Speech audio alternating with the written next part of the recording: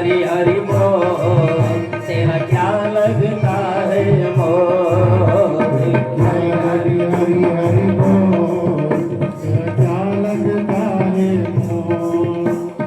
हरि हरि हरि हरि बोल, तेरा क्या लगता है मोल।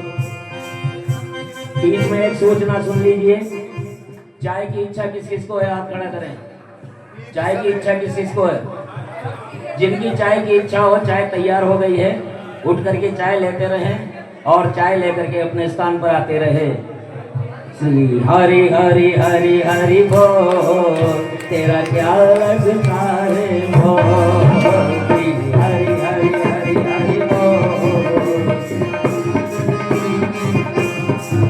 तेरा क्या लगता है मोल, तेरा क्या लगता है मोल। तेरा क्या लगता है मोल, तेरा क्या लगता है मोल। हरि हरि हरि हरि बोल, तेरा क्या लगता है मोल। हरि हरि हरि हरि बोल।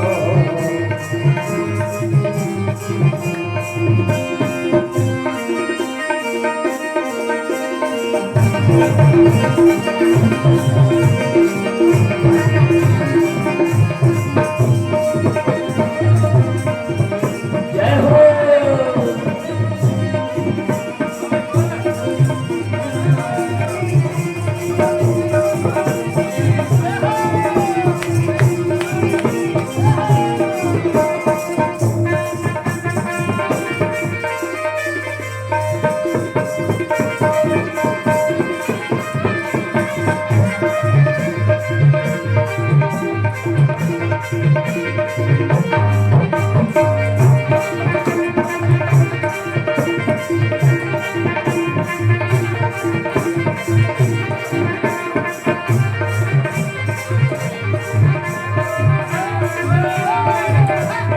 हरि बोल।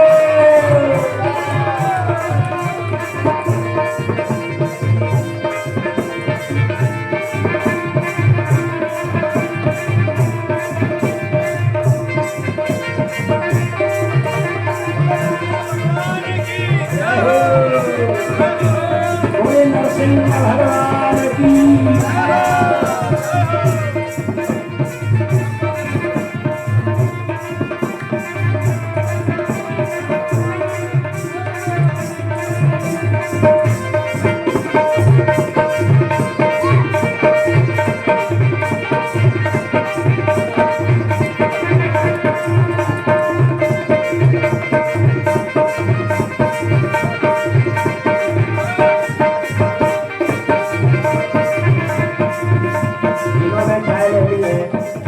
जिन्होंने चाय ले ली है वो अपने स्थान पर आ सकते हैं, और जिन्होंने नहीं ली वो जाकर के चाय ले सकते हैं।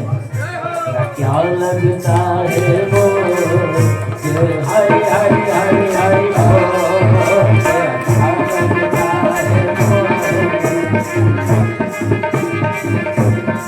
ओ प्यारे हरि हरि हरि हरि बोल, तेरा क्या लगता है मोल। हरि हरि हरि हरि बोल, तेरा क्या लगता है मोल। प्यारे हरि हरि हरि हरि बोल, हरि हरि हरि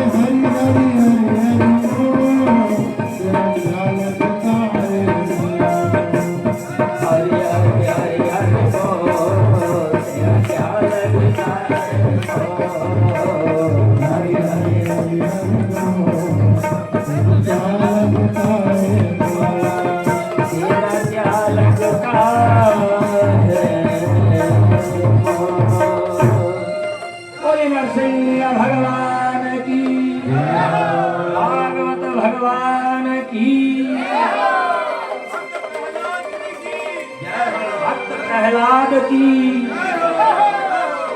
विराज जाइए। जिन्होंने चाय ले ली है वो अपना स्थान ग्रहण करें। तो देखिए, ब्राह्मणोचित गुण संपन्न ब्राह्मण भी यदि कमलनाथ के चरण कमलों से विमुख है तो उससे तो वो चांडाल श्रेष्ठ है, जिसने मन वचन कर्म से अपने आप को ईश्वर में समर्पित कर दिया है। वो चांडाल अपने कुल पीढ़ियों को पवित्र कर देता है, किंतु बड़प्पन का अभिमान रखने वाला ब्राह्मण अगर कर्म भ्रष्ट है तो वो अपने आप को भी उद्धार नहीं कर सकता है।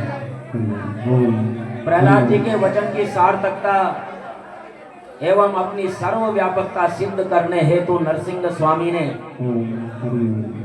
स्तंभ से प्रकट होकर के ये सार्थकता प्रकट की।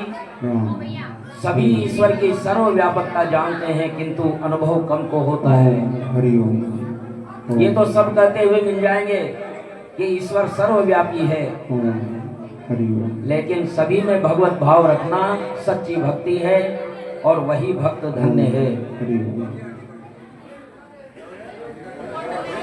प्रहलाद के आशीर्वाद देकर के वर्षों तक राज्य करने का आश्वासन वरदान देकर के और भगवान तो कहते हैं कि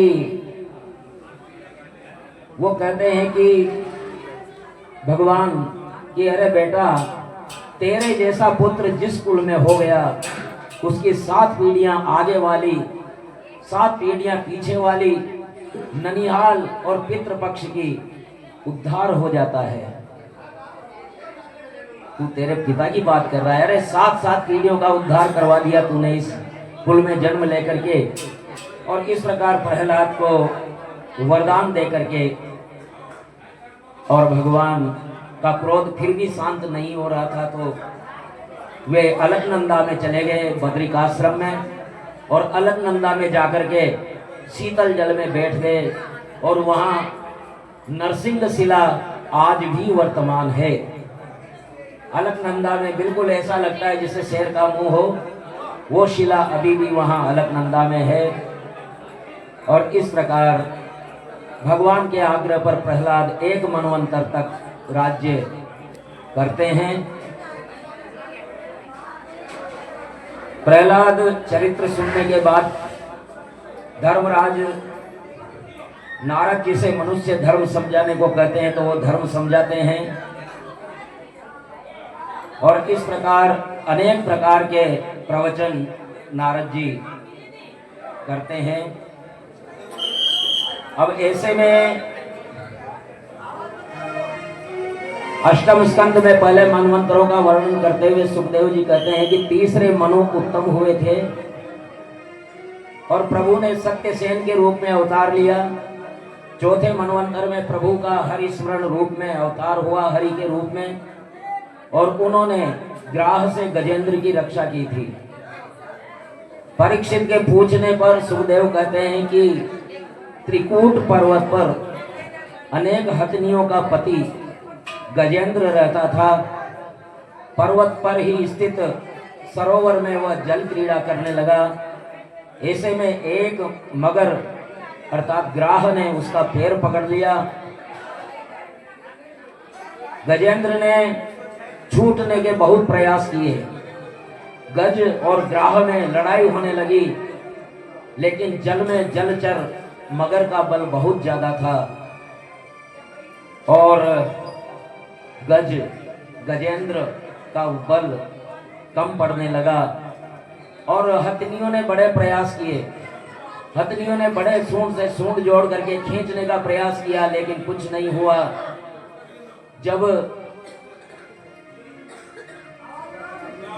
जब परिवार का सब कुछ दांव पे लग गया, परिवार वाले थक हार गए, कोई किसी का आसरा नहीं हुआ। अब देखिए, व्यक्ति पर जब भी कोई कष्ट आता है ना, तो सबसे पहले अपने परिवार को याद करता है। और परिवार भी जब असहाय हो जाता है, मित्र भी जब असहाय हो जाते हैं, सारे कुटुंबी जब असहाय हो जाते हैं, दूर हो जाते हैं, तो फिर उसे याद आते हैं श्री हरि। ये जीवात्मा गजेंद्र है और ग्राह काल है। हम सबके पैर ग्राह ने पकड़ रखे हैं, काल रूपी ग्राह ने। और त्रिकूट पर्वत, ये 3 कूट है, काम, क्रोध और लोभ। ये त्रिकूट पर्वत पे ये जीव रहता है। और देखो काल जब आता है ना, ध्यान से सुनना, सुन रहे हो ना? जो सुन रहे हो हाथ खड़ा करें, नहीं तो चूक जाएंगे। हाँ, तो बोलना नहीं है, सुनना है। काल जब आता है ना, ये गज कुछ नहीं, गज हम स्वयं हैं, चाहे स्त्री हो या पुरुष हो। गजेंद्र हम स्वयं हैं। और काल रूपी ग्राह जब काल आने को होता है ना, तो सबसे पहले पैर पकड़ता है। और पैर पकड़ने का मतलब क्या है कि जैसे ही 40 से पार हुए और घुटने दर्द करने लग जाते हैं, उठना बैठने में परेशानी आने लग जाती है। ये समझ लो कि काल के ग्राह ने हमारा पैर पकड़ लिया है। तो ग्राह ने गजेंद्र का पैर पकड़ लिया। और जब ग्राह गजेंद्र का पैर पकड़ लेता है, यानी हमारा पैर पकड़ लेता है, मृत्यु की सूचना ये शरीर दे देता है। घुटने काम नहीं करते, हाथ काम नहीं करते, आंखों से दिखना बंद हो जाता है, कानों से सुनना बंद हो जाता है। ये उसके संकेत हैं। अब इसमें पुत्र पत्नी कोई कुछ नहीं कर सकता। काल के आगे किसी की नहीं चली, आज दिन तक आगे भी नहीं चलेगी, निश्चिंत रहे। काल के आगे किसी की नहीं चली। जब पत्नी, पुत्र, रिश्तेदार सब परेशान हो जाते हैं, असहाय हो जाते हैं, तब प्राणी को किसकी याद आती है? किसकी याद आती है? जोर से बोले, जय श्री हरि। तो 1 माह तक इसी प्रकार दोनों में युद्ध चलता रहा। ग्राह हाथी को गहरे पानी में खींचता, अतः हाथी मर जाएगा ये सोच करके हथनियां उसका त्याग कर गईं। सभी सम्मतियों ने पूर्ण प्रयास किया, कुछ न हुआ तो छोड़कर चले गए। गजेंद्र अकेला ही रह गया। जब व्यक्ति चारों ओर से निराश हो जाए, पूर्ण प्रयास के बाद भी असफलता हाथ लगे, तो फिर ज्ञान जागृत होता है। द्रौपदी ने जब तक साड़ी को पकड़े रखा, द्रौपदी ने जब तक साड़ी को पकड़े रखा ना, तब तक कृष्ण नहीं आए। लेकिन हे कृष्ण, अब तो तू ही बचाएगा। हाथ छोड़े और कृष्ण आ गए और द्रौपदी की लाज की रक्षा हो गई। गजेंद्र निराधार हो गया, व्याकुल हो गया। जीव जब व्याकुल हो जाता है तो परमात्मा को आवाज देता है, हम ही गजेंद्र हैं। प्रत्येक जीवात्मा का पांव ग्राह ने पकड़ रखा है। जन्म से अंत गजेंद्र मोक्ष का पाठ श्रवण मनन नित्य करना चाहिए। हे गोविंद, हे गोपाल, अब तो जीवन हारे। हे गोविंद, हे गोपाल, अब तो जीवन हारे। हे गोविंद, हे गोपाल, अब तो जीवन हारे। हे गोविंद, राखो शरण, अब तो जीवन हारे। हे गोविंद, राखो शरण, अब तो जीवन हारे। ओम नमो भगवते तस्मै यत्रेताचिदात्मकं पुरुषाय दिविजाय परेशादि धीमहि यस्मिन्निदं यतश्चेदं येनेदं अहम स्वयं तस्मात् परस्मात् च परस्ततं प्रपद्ये स्वयं भुवं हे गोविंद हे गोपाल अब तो जीवन हारे नीर पीवन एक गया सिंधु के किनारे नीर पीवन मैं तो गया सिंधु के किनारे सिंधु भी बसत राह चरण गही पछारे सिंधु बीच बसत ग्राह चरण यही पधारे हे गोविंद हे गोपाल अब तो जीवन हारे चार प्रहर युद्ध भयो लई गयो मझधारे चार युद्ध भयो ले गयो मझधारे नाथ का डूबन लागे कृष्ण को पुकारे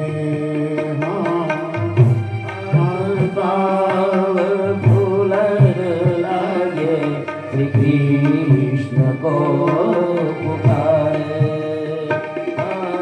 हे गोविंद हे गोपाल अब तो जीवन हारे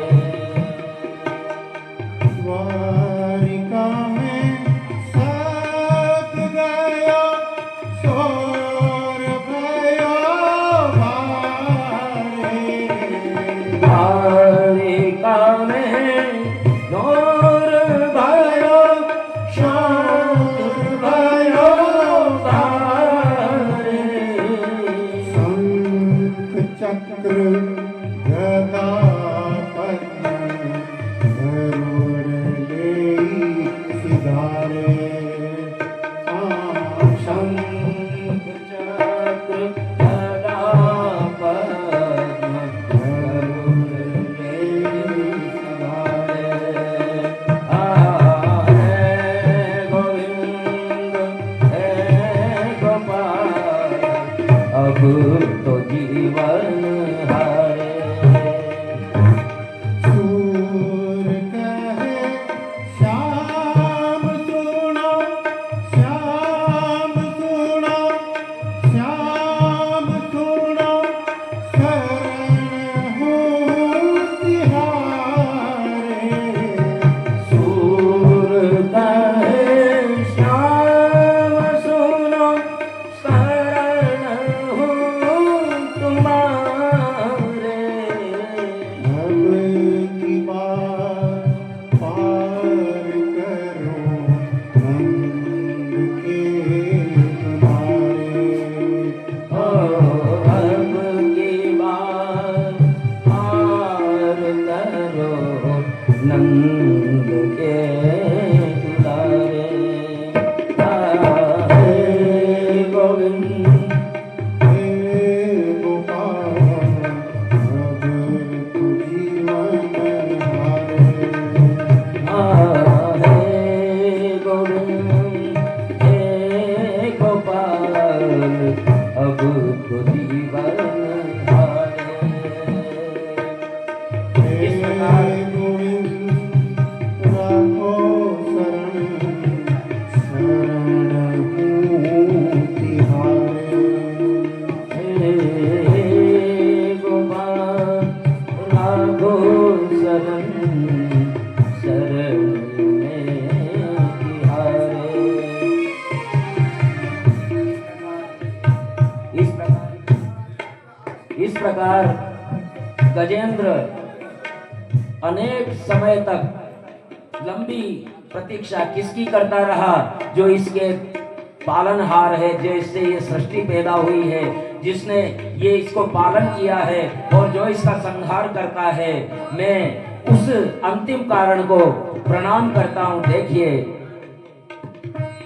नमो नमस्ते खिल कारणाय निष्कारणाय खुद कारणाय।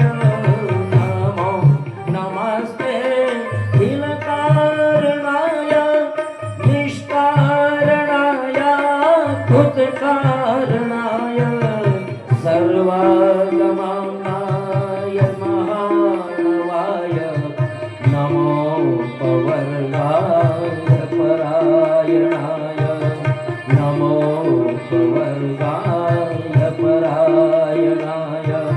हे गोविंद हे गोपाल अब तो जीवन हारे। हे गोविंद हे गोपाल अब तो जीवन हारे। अब तो जीवन हारे। अब तो जीवन हारे। नमो नमस्ते खिल कारणाय। कारणों के कारण